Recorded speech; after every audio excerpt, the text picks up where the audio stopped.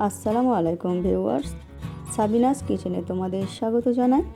কাঁচা আম ফুরিয়ে যাওয়ার আগেই থাকতে থাকতে তোমরা এইভাবে পটল সর্ষে দিয়ে এই কাঁচা আমের রেসিপিটি একবার বানিয়ে দেখো। খুবই দারুণ হয় খেতে। আশা করছি তোমাদের খুবই ভালো লাগবে। Aha. Yes.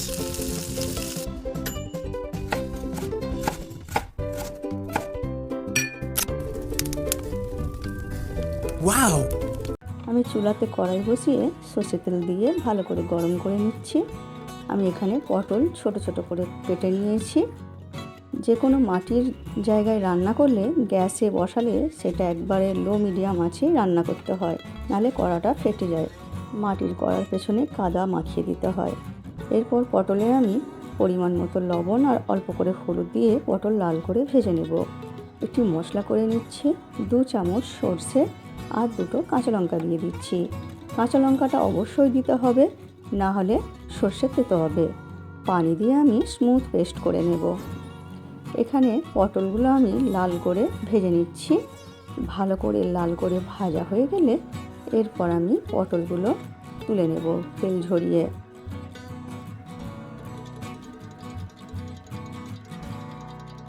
এরপর ওই তেলেতেই আরও কিছুটা তেল দিয়ে দিচ্ছি।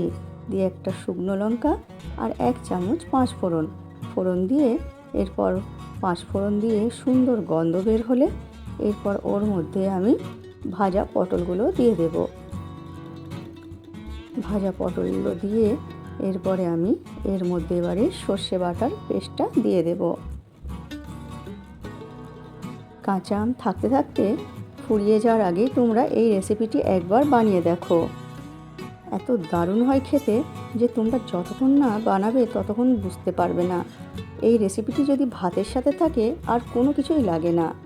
এরপর সর্ষে বাটা দিয়ে আমি কিছুক্ষণ নেড়ে নেব। এরপর পরিমাণ মতো লবণ, 1/2 চামচ হলুদ গুঁড়ো, 1/2 চামচ লঙ্কা গুঁড়ো, 1 চামচ ভাজা ধনে গুঁড়ো দিয়ে আমি কিছুক্ষণ কষিয়ে নেব। আমি অল্প করে পানি দিয়ে কিছুক্ষণ কষিয়ে নেব একটু ভালো করে। সর্ষে একটু কষিয়ে নিতে হয়, নাহলে তেতো ভাবটা কাটে না। তাই তোমরা কিছুক্ষণ কষিয়ে নেবে এটা। কষিয়ে নিয়ে এরপর আমি ওর মধ্যে কাঁচা আম টুকরো করে দিয়ে দিচ্ছি। দিয়ে এরপরে এর মধ্যে এবারে আমি পানি দিয়ে দেবো অল্প করে। পানি দিয়ে দিব। পানি দিয়ে এরপর ওর মধ্যে আমি কয়েকটা কাঁচা লঙ্কা ছড়িয়ে দেব। ছড়িয়ে দিয়ে এরপর ঢেকে হতে দেব। কাঁচা লঙ্কাটা দিলে ফ্লেভারটা ভালো আসে। এরপর যখন এই রকম মাখা মাখা হয়ে যাবে তখন আমি ভালো করে নেড়ে দিচ্ছি, দিয়ে আমগুলো গলিয়ে দিচ্ছি। টকটা তোমাদের পছন্দ মতো তোমরা কম বেশি করে নিও। আমগুলো গলিয়ে দিলে মধ্যে টকটা যে বের হয় খেতে খুবই ভালো হয়। এরপর এর মধ্যে আমি 1 চামচ চিনি দিয়ে দিচ্ছি। 1 চামচ চিনি দিলে যে মিষ্টি ভাবটা আসে তাতে টকটা ব্যালেন্স হয়ে যায়। এখানে এই রেসিপিটি টক ঝাল মিষ্টি মিষ্টি খেতে খুবই ভালো লাগে। এরপরে এবারে নামিয়ে তোমরা পরিবেশন করো ভাতের সাথে। আমার রেসিপিটি তোমাদের কেমন লাগলো কমেন্ট করে জানিও। ভালো লাগলে বন্ধু বান্ধবের মাঝেও শেয়ার করে দিও। আমার রেসিপিটি ফেসবুক থেকে দেখলে ফলো করে দিও। ইউটিউব থেকে দেখলে সাবস্ক্রাইব করে পাশে থেকো।